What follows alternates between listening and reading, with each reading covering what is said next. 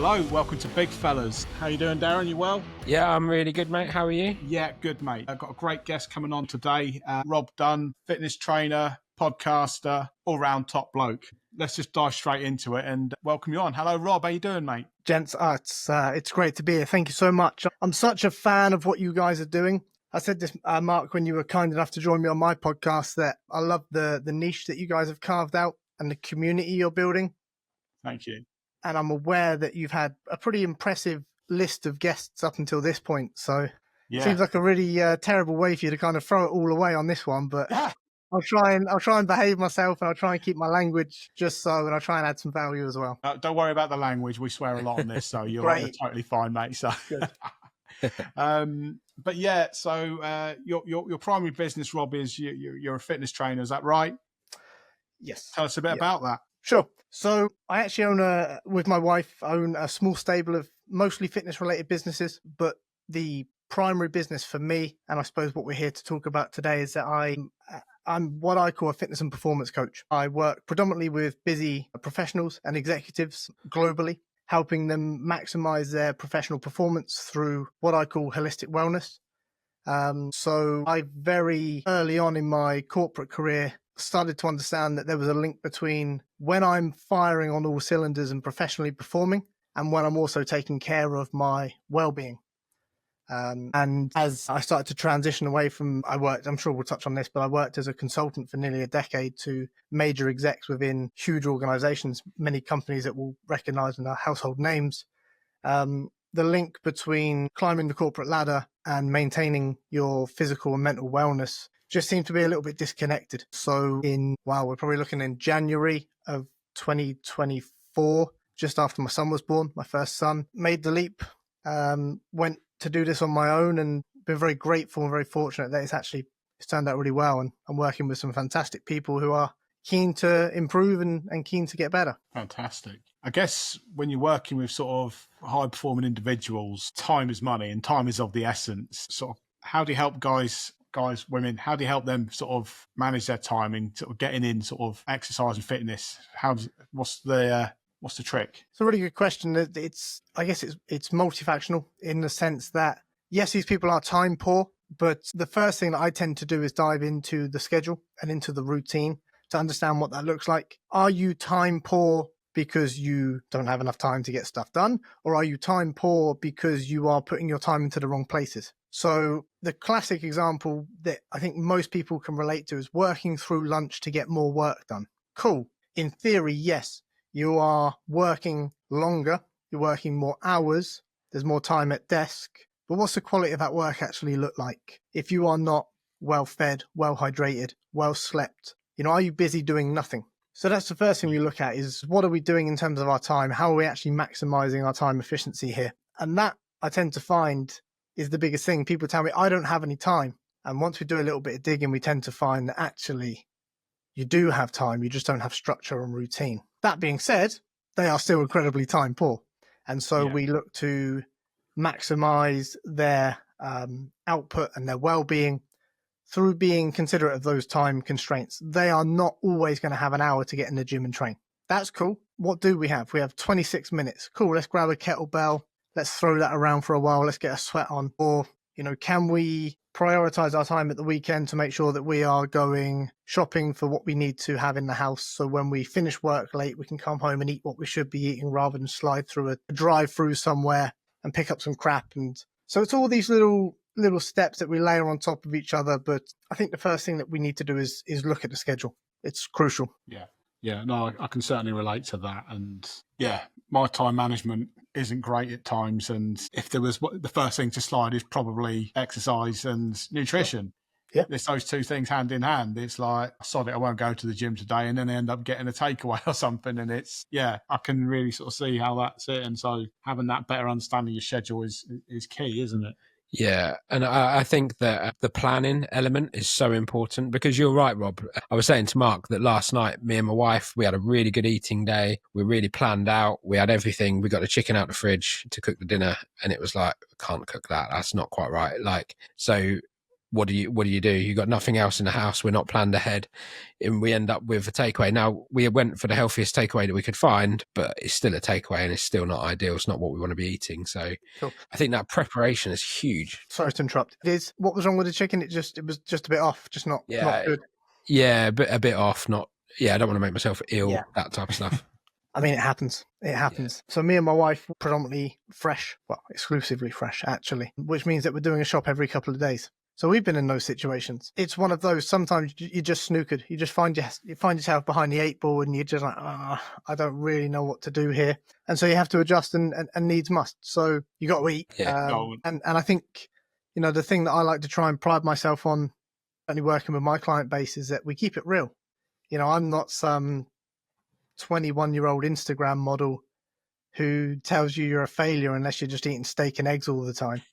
This is real life. Yeah. I've got a client currently. He owns a consultancy and he is on it all the time. He's like super numbers based, and I'm sure he won't mind me saying he's a bit of a nerd, but he's a good friend of mine and a training partner. He is like numbers. Send me his numbers every week and they're spot on. But he's in Bruges for work for a few days. He's going to be eating airplane food, airport food, having beers and wines with clients. It's going to happen, but we work with it and we work around it. And again, this is real shit. This is real life. Yeah. And so those things are going to happen, Darren. Yeah. And I mean, I work away a lot, and I think that we've said this before, and I think it's not the 1 day, the 2 days, the weekend away working, whatever it is. It's out of 7 days a week. What are you doing for 5 or 6? Yeah, we had a takeaway last night, but you know what? We woke up this morning, we got back on it. Perfect. And the main thing is, I think you're right, actually, what we're trying to do, the mistake we're making is we're trying to do a weekly shop. What we actually need to be doing is do 2 smaller half-weekly shops. Yeah, and I appreciate that's not easy for everybody. My wife and I work for ourselves. And so if I want to or need to run to the shop, I don't have to ask my boss. I just go. So I appreciate my lifestyle is perhaps not everybody's lifestyle.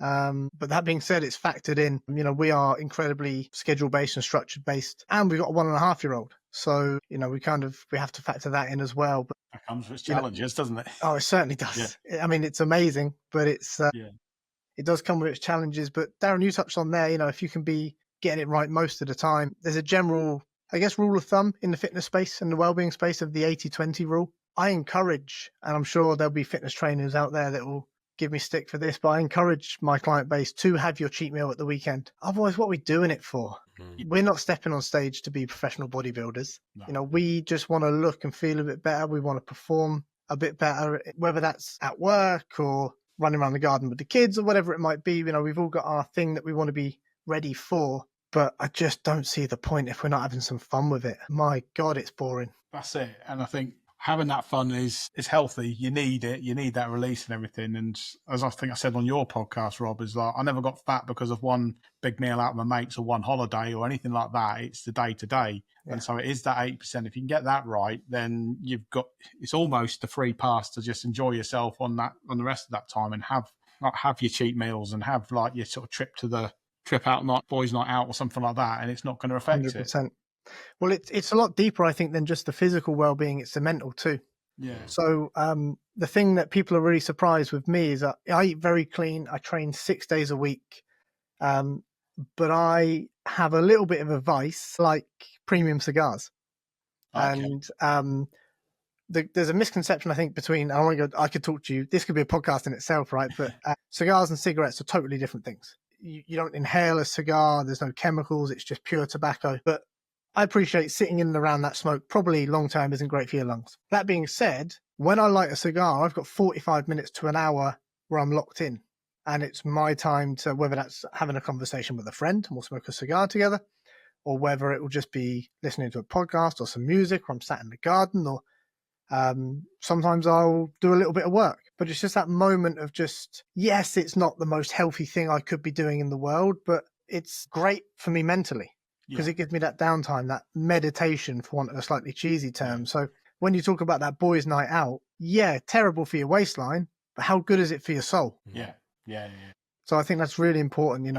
It's finding that balance and doing it in the right way. Yeah. Social media will tell you're a failure for doing that, but Yeah.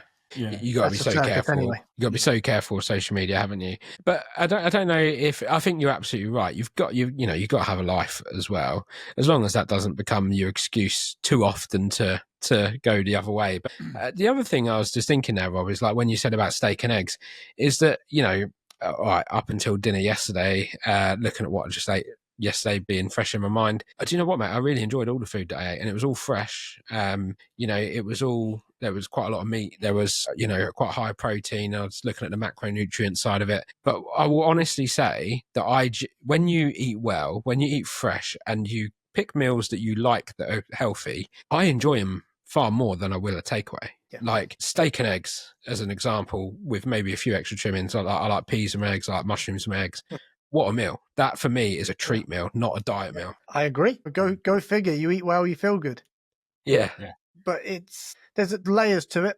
Granted, firstly, it's good for you and it's what your body needs. So you eat it and your body receives it well, and therefore you're firing on all cylinders and it's hitting all the right spots. But on the flip side also, and something I was going to touch on when we were talking about the cheat meals, I don't recommend this for everybody, but the way I'm wired, this works for me. I eat a big cheat meal at the weekends and it's great during, and then about an hour afterwards, I'm lying on the sofa and I'm like, oh God, I feel like shit.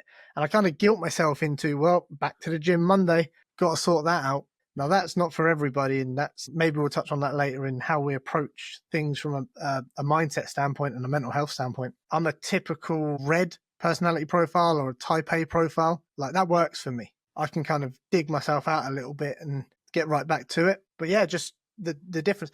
The big one I talk about all the time, and maybe you and I talked about it, Mark, on my podcast, was don't underestimate berries and honey as a dessert.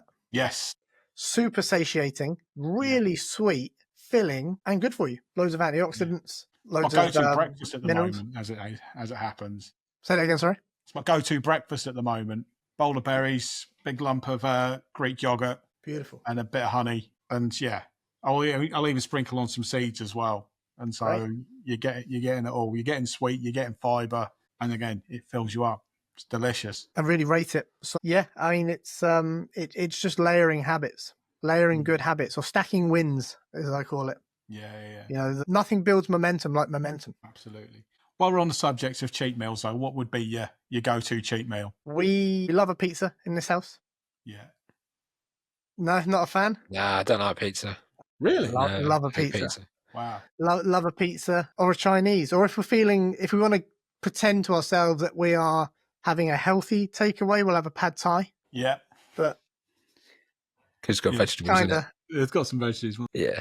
I'd say mine at the minute, the cheat meal, and I've gone back for, I'd say, a good old-fashioned kebab.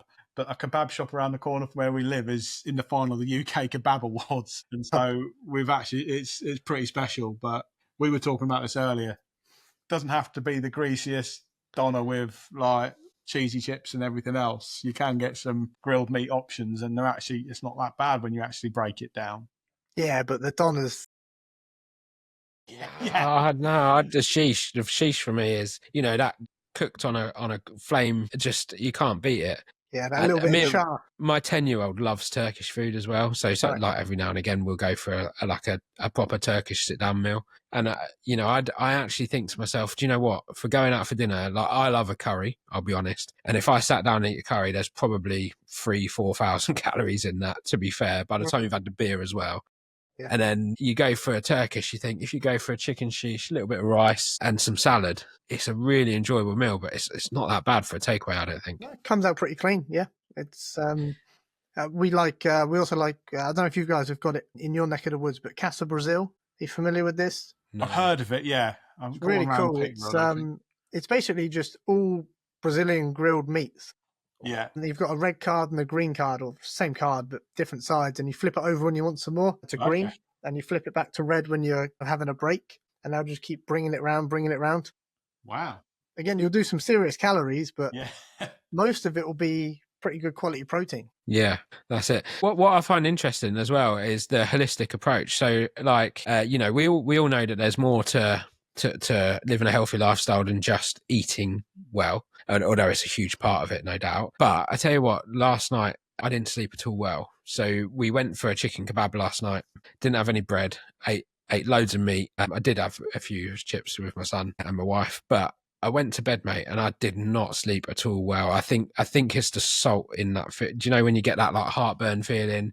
Yep. Just can't sleep. I never really drink fizzy and had some Pepsi Max as well, so thinking caffeine might have been a part to play. But I reckon I probably had about 4.5, 5 hours sleep last night, and I normally get a good 8 hours. And that today has made me crave more. And I think that approach of sleep, you know, fluid intake, no doubt, and food is vital. But what's your take on a sort of the holistic approach that you offer? Of all people that I've heard explain this the best, I saw a clip with Ed Sheeran.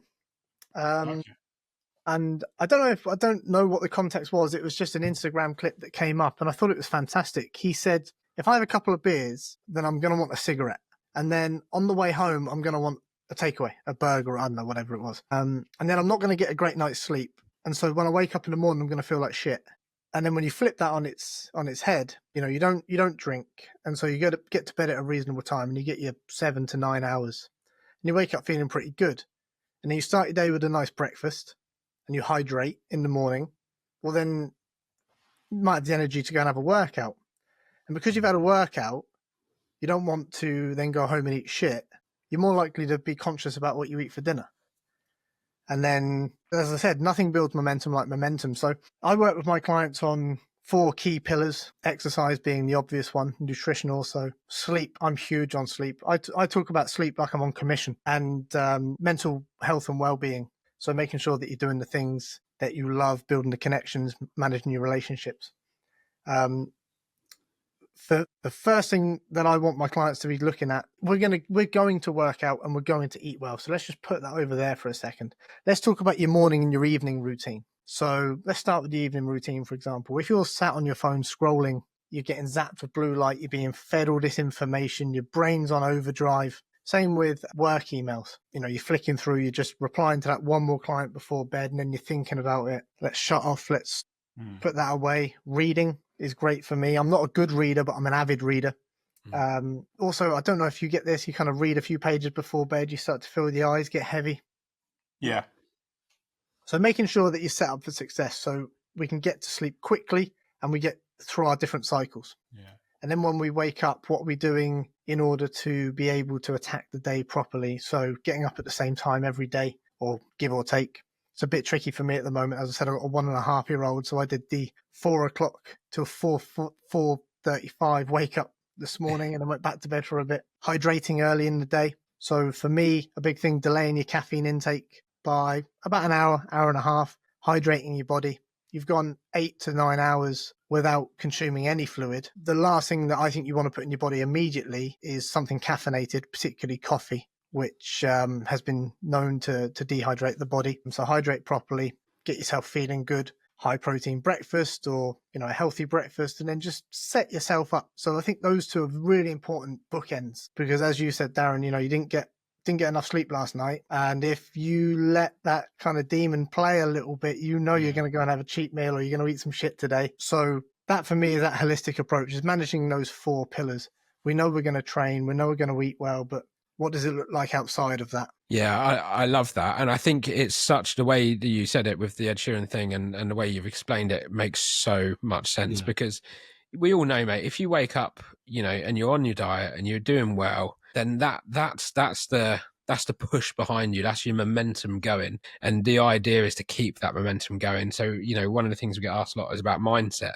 And I think you've got to create your mindset by get going with something and stick to it. And the longer you stick to it, the easier that mindset is to maintain, because you've got more momentum, I think is probably how to describe it. Yeah. And you're absolutely right. If you wake up in the morning, you hydrate yourself, you've had a good night's sleep, and you get yourself the healthy breakfast, you're almost halfway there. So although you've not eaten half of your food, although you've not had half your day, you're halfway there because you've started well. So now you just need to finish well as well. Yeah, it's exactly that.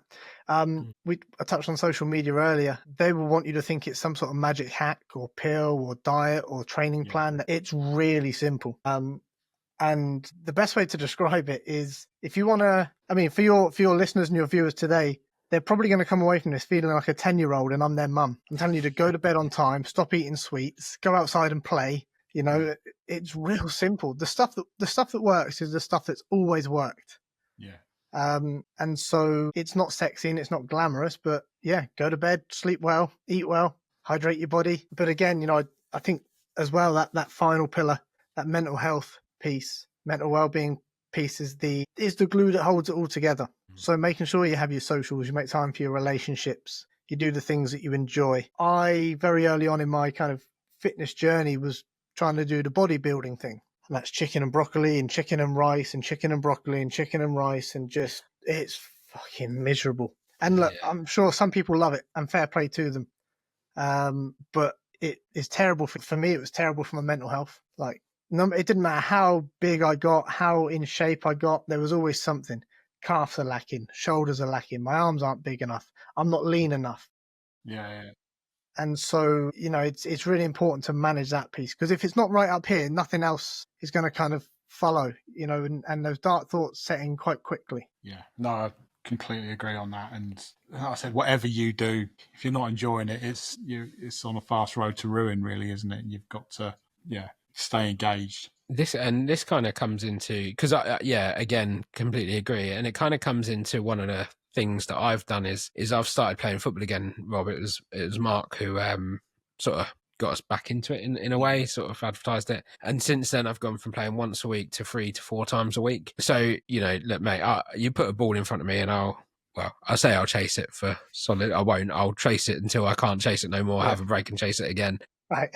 But I don't enjoy going to a gym. I don't enjoy lifting and stuff like that. But more recently, if I'm honest, mate, I'm getting a bit worried now, because I'm thinking, well, actually lifting is good for me. I need to be building up my muscle mass. You know, I've lost a lot of weight, but I also feel a bit weaker than I did when I was doing my HIIT training and stuff. So I kind of feel like I need to get back into that as well. But like I said, I'm not a big fan of the gym, so I'm thinking about doing some boxing, or I say boxing, it wouldn't be competitive because I'm a wimp, but I'd like to do something where I'm punching bags and stuff like that. Yeah. Do you go through that with your clients as well? Do you sort of recommend they do something they like that's good for them, almost like that going out and play mentality? 100%. And then do you look at the muscle mass thing as well? Yeah. I mean, just to be really clear, there is no, or very few substitutes for resistance training, if any. And it is boring, I grant you, but it is very good for you. There's actually something that Mark, you said on my pod that has been rattling around my head ever since, and it was brilliant. You talked about your wife fell over, and you used the term, this time you fell over, next time you might have a fall. Yeah. And that was fantastic. And I really love that, because, you know, as the data is indicating currently, there is a strong correlation between your level of strength and your life expectancy. Now, that's disappointing for me, because I work out all the time, but I'm not strong. I'm 6 foot in like a 6'5" body. I'm just gangly and I'm long and I'm slim, and I find it very hard to pack on muscle. But when it comes to things like your grip strength, your bone density, these are all indicators that will determine your life expectancy. And as we start to age and we start to feel like we're aging a little bit more, it's useful to be a little bit more durable, I guess. So yeah, it is boring, Darren. It is counting however many reps and then putting the weight down and then waiting until you got to pick it up and count those reps again. You know, for me, it's tricky. I do it out of 2 things. I do it out of necessity, and I do it to supplement and support my jiu-jitsu. But yeah, you got to try and get it in where you can. So generally what I try and do, to answer your question, yeah, I encourage my clients to go out and play, whatever that might be. So if that's football or dance or, but every single client that I have, every single one, without exception, owns a kettlebell. So we will throw a kettlebell around, even if that's like we've got 15 minutes. Then we'll do, I don't know if you guys or your audience is familiar with the term EMOM. It's one of my favorite training methods. It's EMOM, every minute on the minute. Okay. So we'll pick up the kettlebell and we'll do, I don't know, 10 squats at the start of the minute. And then you rest for however long is left. So that might be a 40 seconds on, 20 second off split. And then at the start of the next minute, we'll do something else. We'll do 10 press ups. And what I tend to find is that psychologically breaks it up slightly. It's not just like, here's 3-4 sets of 10, just doing them. And, you know, you almost got to kind of race against the clock, because you want that rest back. You don't want to be, there's nothing worse when you do a long EMOM and you put the weight down and you've got 6 seconds to your next exercise. Your heart and lungs burning. So we'll try and, again, even make it playful in that regard. We'll try and beat the clock. But I think Zumba got a lot of stick from the fitness industry, despite being very popular. You might have seen, I don't know if you consume as much fitness and well-being content on social media as me, and these kind of various different classes that it seems that like middle-aged white women are doing at the moment, whether it's like the little trampoline stuff on the bungee ropes, and you go into the comments and they are quite funny. It's people saying like 10 sets of, or 10 reps of tomfoolery, or three times 10 sets of shenanigans, but they're playing and they're moving their body. And I think that's why Zumba was A, so popular, and B, get such great results. I'm not suggesting that you guys go out and do Zumba, you might want to, but you put on some great music, you have a lively instructor, and you just dance. You just move for 45 minutes to an hour. You're having fun. And it comes back to that fourth pillar of the mental health. Yeah. You come out and you're beaming, you've had a good laugh, you're with your people. I think that's really important. Yeah, that's so true. I know when we spoke on your pod, Rob, and something that we advocate much is doing something you enjoy. I said, so football is our thing, but you're a big fan of your martial arts, aren't you? So, Yes. Yeah, tell us a bit about sort of what you do and sort of, your enjoyment of martial arts. Sure. I should put a caveat in that I am a student of martial arts. I'm not an expert. Yeah. But I do have some tenure. So to give a little bit of a backstory, if I can, I played competitive sports all my life. I was a pretty good footballer. I was released from professional books at 19. I was in Pompey's youth setup. Wasn't good enough to make it. Was also kind of did like fringe sports. I was always quite sporty. I was county champion high jumper and 400-meter runner, and I played for the city in basketball. And so I always did something, and I stopped playing football in my mid-20s and just trained, just went to the gym and kind of did the counting reps and putting the weight down type thing. But I'd sparred and trained a little bit of boxing as a kid, just as a hobby, just as a bit of fun, nothing competitive, just kind of going in, hitting pads and bags, and remembered enjoying it. And then started really getting hooked on the UFC and mixed martial arts as that started to rise, and thought, yeah, that'd be quite cool. I'd like to try that again. So I bumbled around quite a few martial arts. I started with boxing, wasn't quite for me. Then I did about 7 or 8 years in Muay Thai and kickboxing, and got to a point over the last couple of years where I was like, kind of going to bed and feeling, that kind of drunk, tipsy feeling when you put your head in your pillow and the room's moving. Yeah. I was like, why am I feeling like this? And I'm like, oh, I'm concussed. Oof. I'm getting kicked in the head and, sparring. Yeah. Like, okay, well, that's no good. Yeah. And then due to the rise of Brazilian Jiu-Jitsu kind of in the mainstream with people like Joe Rogan pushing it and others, I thought, well, that's pretty cool. It'd be nice to, if I was ever in a situation where I needed to use my martial arts background to protect me, it'd be nice to not splatter somebody on the pavement. If I could just restrain them and run away, that would be a lot better. Yeah. So I started Brazilian Jiu-Jitsu 2.5 years ago, and recently got promoted to blue belt, which is the second of 5 belts. It goes white, blue, purple, brown, black. It takes about 10 to 15 years on average to get your black belt. So I'm kind of on track, which is nice. Yeah. I've actually got my white belt just behind me up there. Oh, yeah. Keep that on display. White belt mentality always in everything. Go in as a beginner, go in as a, open to learn. Yeah. So yeah, I've been doing, I guess in total now, martial arts for about a decade, and I absolutely love it. It's the thing I didn't know I was missing. I didn't realize that football had left such a big hole in my life from a competitive standpoint and a community standpoint until I started really training jiu-jitsu, less so the boxing, a little bit the boxing and the Muay Thai and the kickboxing, but really jiu-jitsu is where I kind of went, oh shit, I didn't know this was missing, but now I found it. I can see that there was a bit of a hole left behind. With jiu-jitsu, because I've got a good friend of mine does jiu-jitsu, and he loves it. And my friend's very fit, he's very strong, he's very active person. Could you start that if you're an overweight guy? Is there like an entry level of fitness you need to be at? Absolutely. It's probably the one that I would encourage people to go and try first. Okay. I'm not saying it's not hard, because it is, but punching pads and bags and people is really hard work. Not to mention getting punched and kicked isn't a huge amount of fun, particularly at the beginning. You're going to eat more punches and kicks than you dish out, unfortunately. Yeah. Brazilian Jiu-Jitsu, the cool thing is, if I don't know if you guys have got any background in Jiu-Jitsu at all, or you've ever tried it, but let's say you haven't, and this is day one for you. Me with 2.5 years under my belt, and you guys at day one, we can spar together. We call it rolling. We could roll together, pretty much full pelt, and we could both walk away from it injury free at the end. We can have a good laugh, and so absolutely, it's really beginner friendly. The beautiful thing about jiu-jitsu as well is it's technique based. I've got a friend of mine who just got his black belt on Saturday, Martin. He's been tremendously valuable in my development, in my game. If I'm being generous, he's 5'7". He's probably smaller, and he probably weighs somewhere between 55 and 62 kg. And he mauls me. I'm 6 foot, 80 kg, mostly muscle, and he just mauls me. And I know he's a black belt now, and I'm not. Yeah. But if you stood us next to each other and said, who's going to win? The scary looking guy with the skinhead and the tattoos and the beard, or the little accountant over there?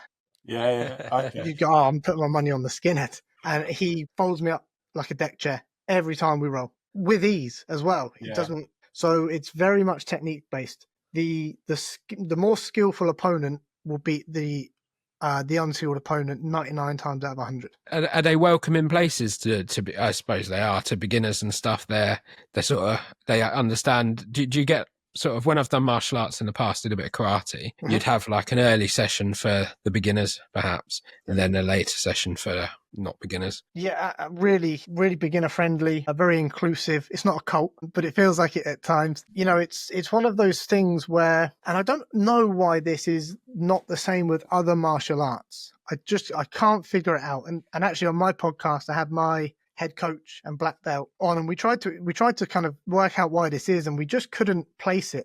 There's something about, I'll tell you what I think this is what I think it is. This is my theory. When you walk onto the jiu-jitsu mats, jiu-jitsu is absolute. And what I mean by that is you can have someone who's trained boxing for a period of time and someone brand new who just happens to be a bit explosive and a bit strong. And that new guy has every chance of landing one punch that will knock the experienced guy out. Deontay Wilder's a fantastic example of this. Oh, yeah. He's Punch a horrible chance, boxer. that's what they say, isn't it? He's a horrible boxer. He can't go backwards. He's got no footwork. And yet he made it to world champion. And just because he can hit so hard and so precisely, he's a phenomenal athlete. You can't do that in jiu-jitsu. The mats don't lie. So it's an ego killer immediately. So the fact that you've turned up and you've paid your membership and you're on the mats alongside me or whoever else, then there's an equal respect there. Because it's really, particularly at my gym, I'm very fortunate. Parity Martial Arts in Southampton. I think we've got somewhere in the region of about 7 black belts, which is quite rare. I think we've probably got the most black belts per kind of, or most black belts in our gym, at least in the South Coast, I would wager. And the standard is very, very good. So it's really hard for me to kind of be a hero when there are literally 20 other blokes and women on the mats that will tell me otherwise. And there's something about that, the grading system as you work through your belts. You know how, like, when you see somebody beep a learner driver and you kind of go, what an arsehole. We were all a learner once. Yeah. Same thing. We were all a white belt. We all came in and we didn't know what we were doing. We all felt a bit embarrassed that perhaps we didn't know what this thing was. But there was this real culture of helping and developing. So I could literally pack my stuff, go to a gym in a foreign country, come in, put my belt on and be welcomed onto the mats. And then it's fair game. So yeah, I probably waffled a little bit on that. And again, I could do 2-3 hours on this subject, but yeah, it's if I was to say start a martial arts, I would start with jiu-jitsu without question.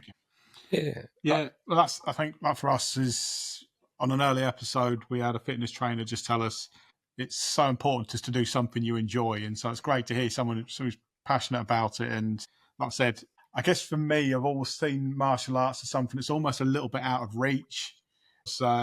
I had mates who went to karate, and I think half my parents, my dad says, you're probably not built for it, really. And maybe he was right, maybe he was wrong. And I don't know, maybe I've just carried that sort of mindset ever since. But no, it's interesting to hear that it is probably a bit more accessible. And again, there's different martial arts will cater for different people, I guess, won't they? Well, I think the fantastic thing about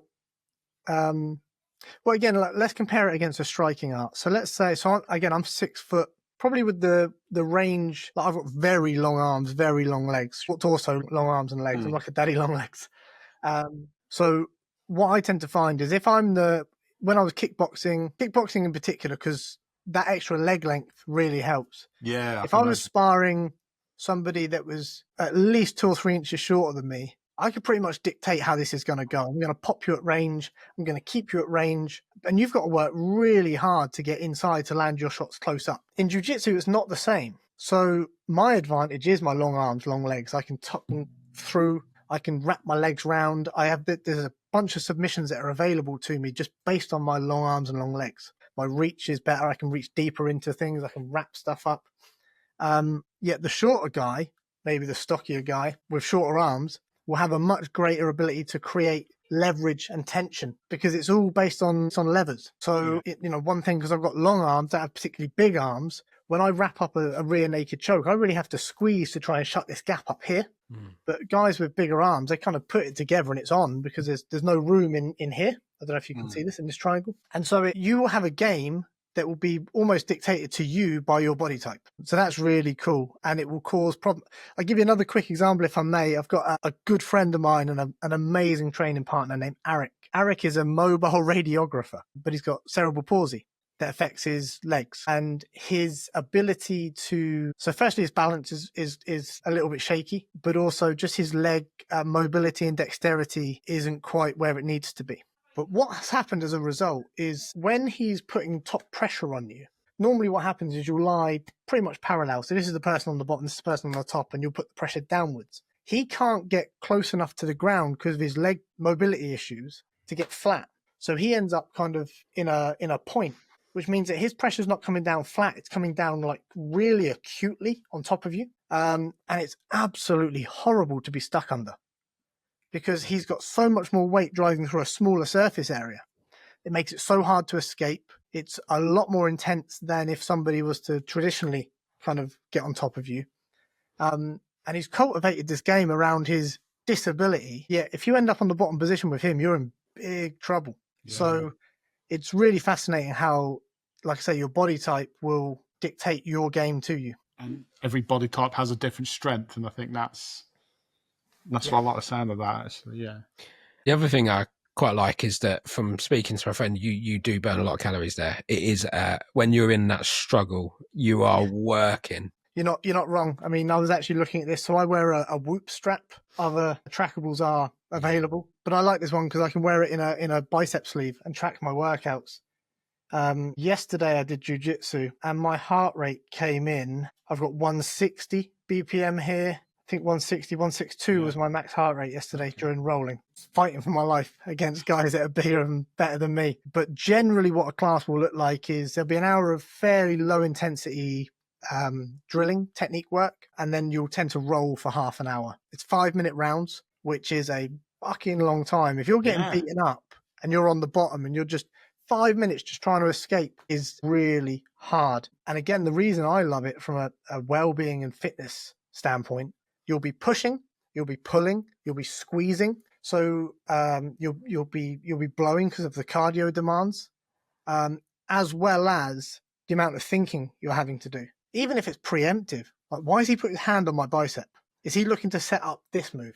He might, so I'm going to have to deal with that.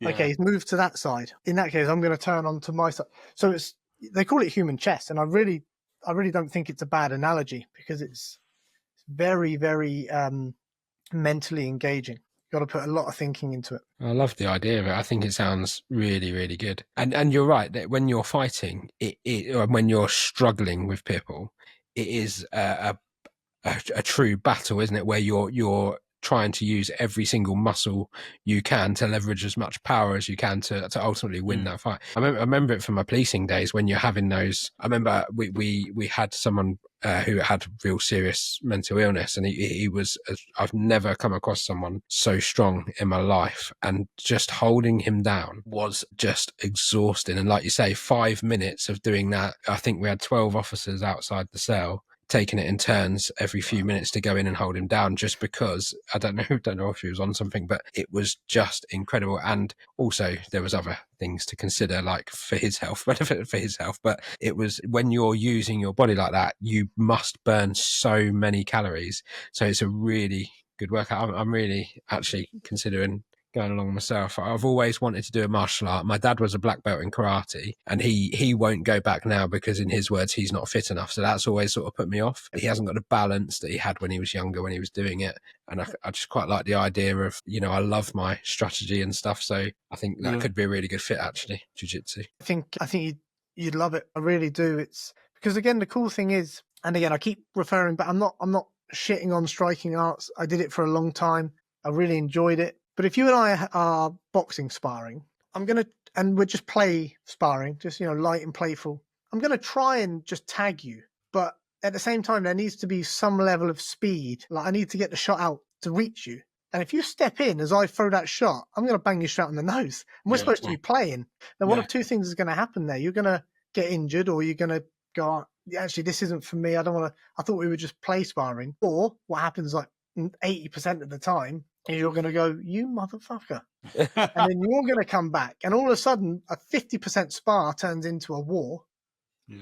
Egos get blown up. And so there's that point. So if you are day one, Darren, and we're going to have a little roll, firstly, it's for me to acknowledge you've got a brand new sparkly white belt on. So I know that, okay, you probably don't have as many tools in your toolbox as me. Same when I roll with higher belts. I'm expecting them to understand that I'm not where they are yet. And I think just being a little bit open. So something that I think I did really well at the beginning of my jiu-jitsu journey, for the first 6 months, was I would tell people hey, I'm ground zero, day one new. Don't kill me. What I went on to learn was that it doesn't really work like that. People aren't out there to kill you. You're going to get the overzealous, kind of juiced up 19-year-old who just wants to snap submissions on. But generally speaking, if you've got good training partners, and most gyms will police this pretty well. Pair you off appropriately, I guess, yeah. Say that again? I'll pair you off appropriately. Not even that. It's just an understanding that if I catch you in an arm bar, which is where you extend the arm, you hyperextend the arm at the elbow. Right. I'm not going to be snapping that on. I'm going to get it most of the way there. And then a couple of things are going to happen. Either you're going to go, all right, Rob, you got me. Tap, tap, tap. Because you've acknowledged that, I've only got to give that a little tug and it's going to go the wrong way. Or I'm going to put it on slowly. If we're being a bit more competitive in our round and we're trying to push each other, maybe we've got a competition coming up, I'm going to put that on, and I'm going to get to 90% on, and then I'm going to go 92, 94, 96, and it's then up to you. And then eventually I'm going to let it go, because that will happen too. You'll have some idiot who just doesn't want to tap. He wants to be a hero in the gym. Yeah. And then you just hope that one of you's got the common sense to let go. Yeah. So it's about just saying hey, let's just play. Let's just flow. Silly example yesterday, if I can give this. I'd been off the mats for a couple of weeks, had a bit of time away with the family, letting my body heal and recover. First minute of the first round, I rolled my ankle. Oof.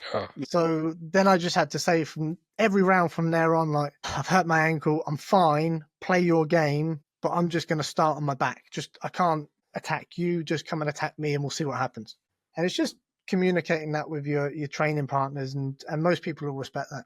Do you think that having that sport and being involved with it, do you think it encourages you to work harder at the gym? I know my friend Jamie, you won't mind me mentioning him, he does a lot of weights. He's trying to get his strength up to win certain battles. I don't really understand it fully. I've never done it, but I think being part of that sport and being heavily into it really motivates him to do the things that I said were a bit boring earlier in the gym, and to get that muscle mass there and stuff. Do you find that works for you, Rob? It does for me, because I compete. So nothing will make you work harder than being choked out in front of your mum, dad and wife within a minute of a competition. At one of my first competitions, I said to my parents, come down and watch. And a minute in, I got choked out, and that was it. Everybody go home. Thanks for coming. That's the end. So certainly don't want that to happen again, although I understand it can, because that's the game.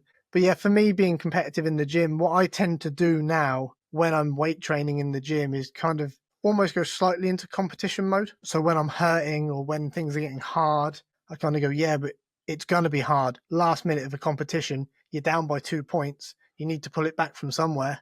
Yeah. or, you're up on points, but your opponent's looking like they're about to submit you, or whatever it might be. I find that quite good, just to kind of flit across. So most of what I do in the gym now is functional fitness that does tend to bias towards jiu-jitsu, rather than trying to build big muscles and do all that kind of good stuff. That's not really where I'm at in my journey at the moment. No, fair enough. And I think just the final thing for jiu-jitsu, I think if there's any sort of security police listening to this podcast, then, I think things like jiu-jitsu, obviously you get your training and you get your SIA, depending on what you're doing. But I think having that extra skill of jiu-jitsu, I've seen it with people in the past, that it's such a handy skill to have when you're in an industry where you're expected to restrain, not hurt, if that makes sense. Yeah, 100%. And I'd say that's the martial art to do if you're in that line of work.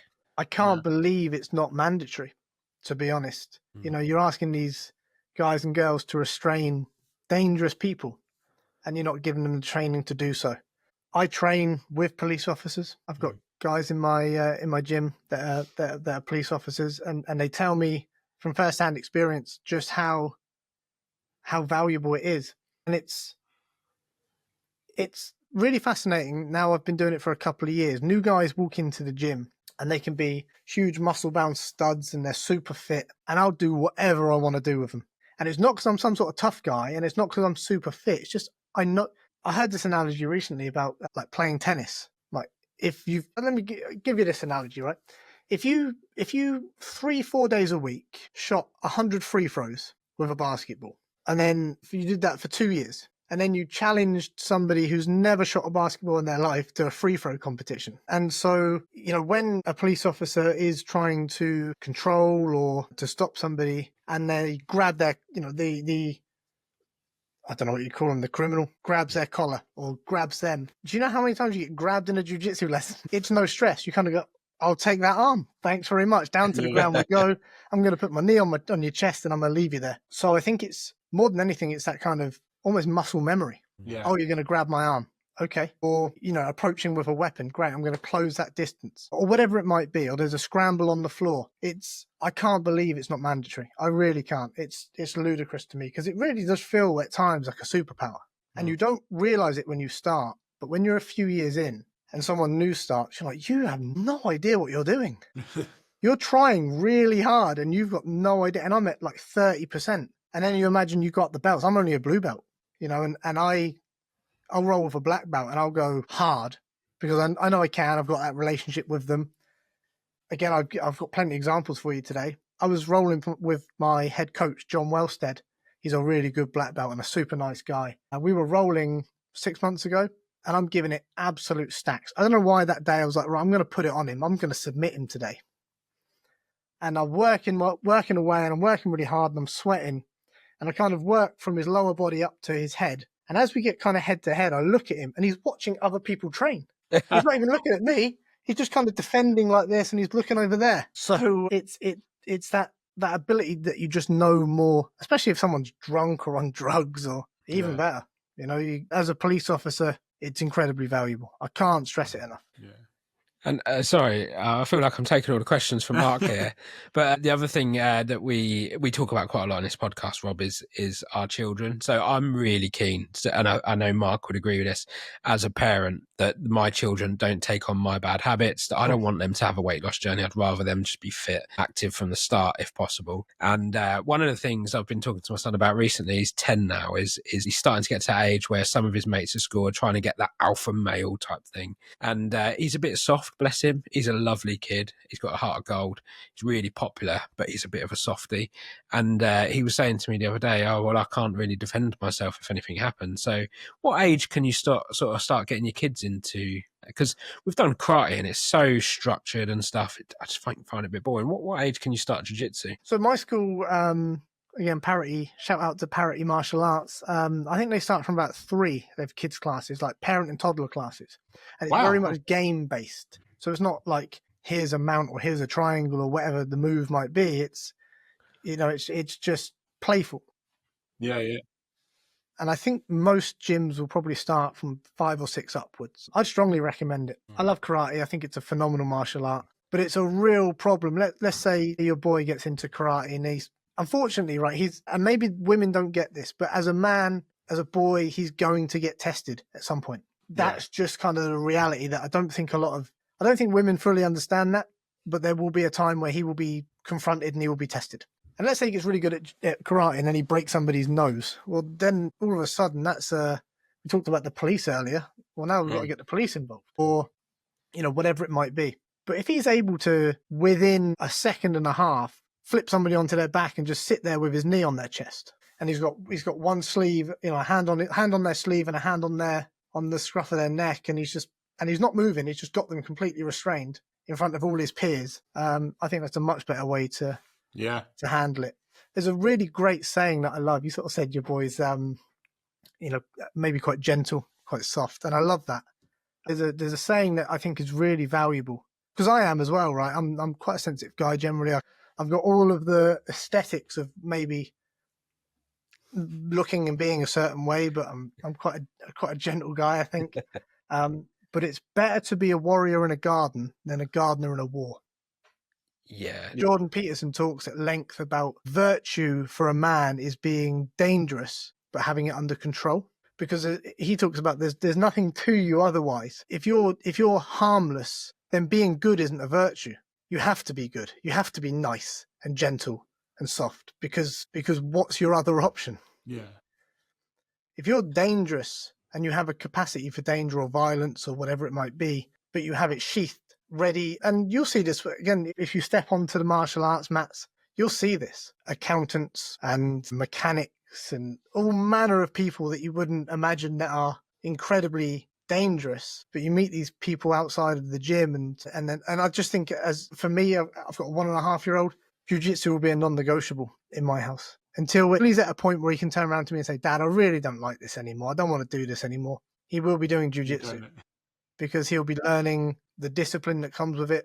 He'll be learning that his ego is what he makes of it. And God forbid, he might just have the skills that save his life one day. And it is a huge responsibility, isn't it? When you know how to end a fight. And, going back to my friend, so my friend, we're both in business together. We work together a lot, but we were both police officers together as well. And he was the one person that you would want turning up in the worst situations because he is so calm. But you can tell that he used to do a lot of mixed martial arts as well. So he's very capable in a fight, but he would never start one. He would never antagonize anyone. Mm-hmm. He's the calmest person but you can also sense this air of confidence that actually, if I need to, I can look after myself here. And I think that's an amazing skill to have. And growing up, my dad doing martial arts as well, I've never met anyone in any of the martial arts who goes and starts fight. I think it's that thing in the back of your head where you don't need to prove yourself because you've got some things. I fight actively 4 days a week. I don't need to fight you in a car park. Yeah. And I don't have to prove myself to you either.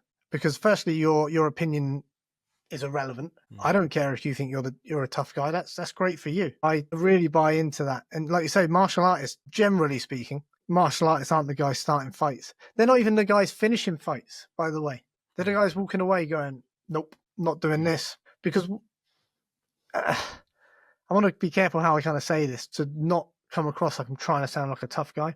But when you understand the consequence of violence, you really don't want anything to I get violent 4 days a week with my friends in a padded room. It's as safe as it can be. But if you throw a punch, we see it all the time. You throw a punch. You see the stories in the newspaper. A couple of idiots get into a scuffle outside the pub. One hits the other, he hits the pavement, he's dead. Yeah. Life sentence. For what? So your ego didn't feel fragile in the moment. Yeah, you're right. Yeah, it is. It really is that, isn't it?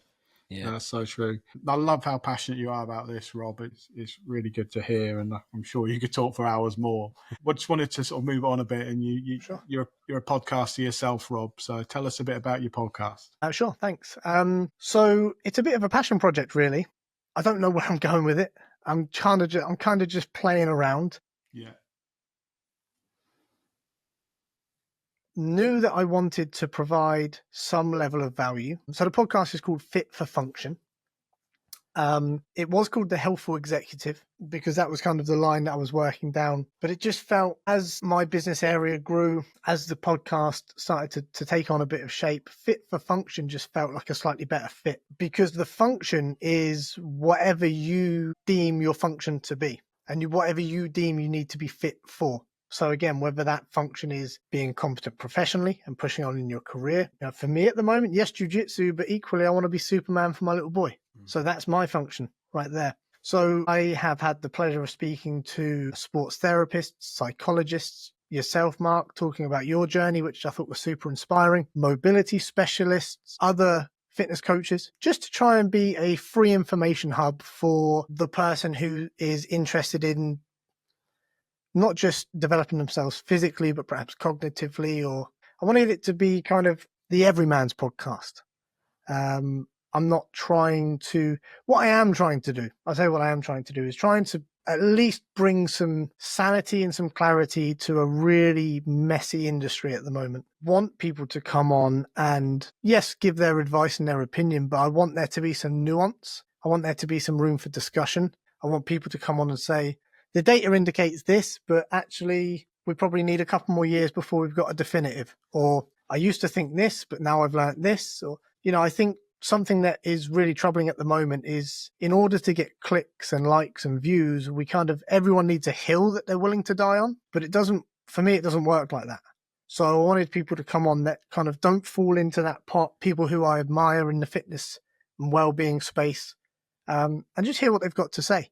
Because as I consume podcasts, I will sometimes listen to a podcast and go, that was amazing, and I'll take that away. But equally, I want to be tested. I want to sometimes go, not totally sure I agree with that. Yeah. And so I'm not going to disregard it totally, but I'm going to wait to see if that pops up elsewhere or, so I wanted it to be kind of a safe place for advice for that individual that is trying to learn and develop and improve themselves. Makes a lot of sense. Yeah. Cool. Yeah. Awesome. Well, I think we'll round it up there, Rob. We've got school runs to do and the like. But no, it's been awesome to have you on, mate.